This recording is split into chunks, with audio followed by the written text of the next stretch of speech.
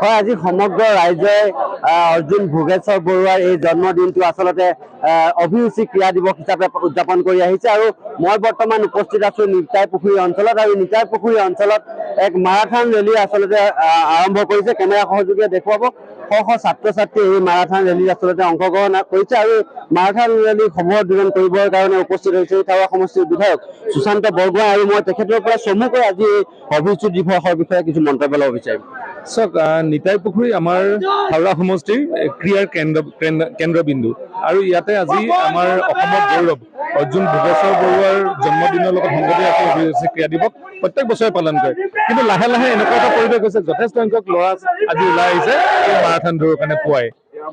ধন্যবাদ। আৰু নিতাই পুখুৰী আচলতে স্পৰ্টছ এছ'চিয়েশ্যনে এই যি অনুষ্ঠান অনুষ্ঠিত কৰিছে, তেখেতৰ স্পৰ্টছ এছ'চিয়েশ্যনৰ সম্পাদক আছে আমাৰ সৈতে। আপোনাৰ পৰা মই সম্পাদক মহোদয়ৰ পৰা অকণমান জানিব বিচাৰিম আজি এই যি অনুষ্ঠানটো অনুষ্ঠিত হৈছে, আৰু শ শ ছাত্ৰ ছাত্ৰীয়ে দেখিছে এই মাৰাথন ৰেলীত অংশগ্ৰহণ কৰিবৰ কাৰণে আহি উপস্থিত হৈছে। যিসকল নিতাই পুখুৰী অঞ্চলৰ স্থানীয় ছাত্ৰ ছাত্ৰী আছে, মই তেখেতসকলৰ শুভেচ্ছা জনাইছো, আৰু তেখেতসকলৰ পৰা আপোনাৰ পৰা অকণমান আজি এই অভিৰুচি দিৱসৰ বিষয়ে মন্তব্য জানিব বিচাৰিম। নমস্কাৰ।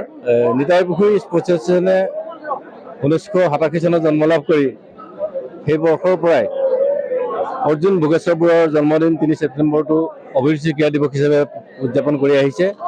এইবাৰো তাৰ ব্যতিক্ৰম নহয়, আৰু আমি অতি গৌৰৱান্বিত।